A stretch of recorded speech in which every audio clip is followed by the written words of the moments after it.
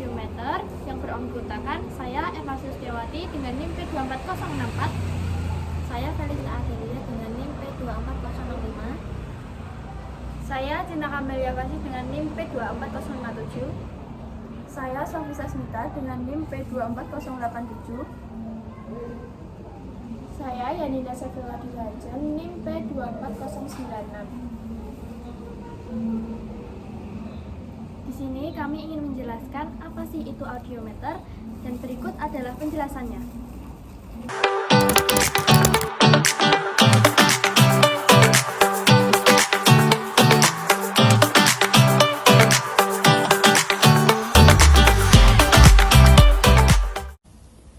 Audiometer termasuk kategori alat kesehatan yaitu elektromedik, merupakan instrumen yang digunakan untuk mendiagnosis ambang pendengaran manusia dengan memberikan beberapa frekuensi audio dan tingkat intensitas suara. Alat ini sering digunakan oleh audiolog atau tenaga kesehatan lain untuk melakukan tes pendengaran yang disebut audiometri. Tes ini membantu mengidentifikasi gangguan pendengaran, menentukan tingkat keparahan, dan membantu menentukan perawatan yang tepat. Audiometer bekerja dengan menghasilkan bunyi pada berbagai frekuensi, tinggi atau rendahnya suara, dan intensitas keras atau lembutnya suara. Pasien akan diminta untuk mendengarkan bunyi tersebut melalui headphone dan memberikan respon, misalnya dengan menekan tombol. Ketika mereka mendengar bunyi tersebut, ada dua jenis audiometri yang umum. Satu adalah audiometri nada murni, yaitu mengukur kemampuan dengan bunyi pada frekuensi dan volume yang berbeda. Yang kedua, audiometri bicara, yaitu kemampuan seseorang untuk mendengarkan dan memahami ucapan dan kata-kata. Audiometer ini sangat penting untuk diagnosis masalah pendengaran, seperti tuli konduktif, tuli sensori neural, atau tuli campuran. Fungsi audiometer adalah untuk menguji pendengaran manusia dan sebagai berikut.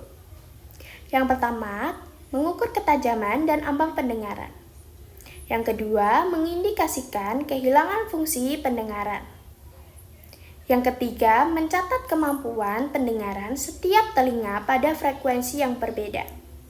Yang keempat, menghasilkan audiogram, yaitu gambar grafik ambang pendengaran setiap telinga terhadap rentang frekuensi. Yang kelima, mendeteksi gangguan pendengaran sensorineural atau kerusakan saraf. Yang keenam, mendeteksi gangguan pendengaran konduktif atau kerusakan pada gendang telinga. Audiometer bekerja dengan menghasilkan nada tunggal pada intensitas yang berbeda-beda.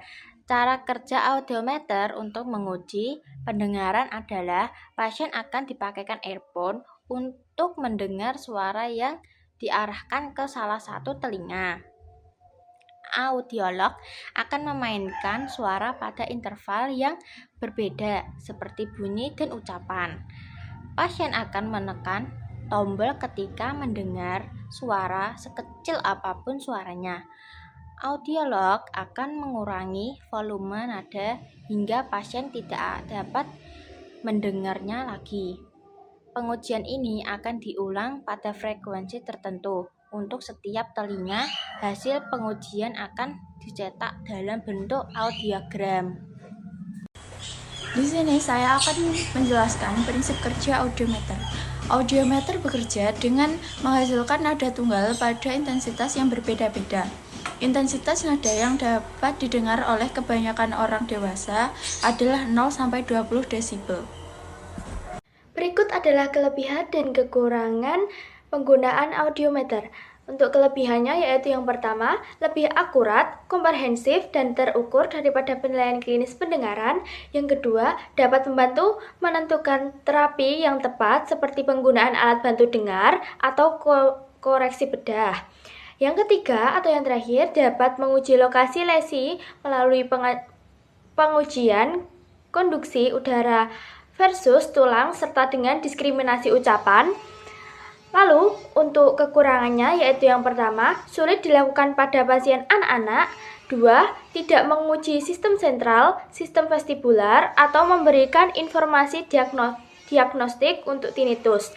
Yang ketiga, audiometer konvensional memiliki tingkat akurasi penggambaran grafik pada hasil akhir pemeriksaan yang rendah.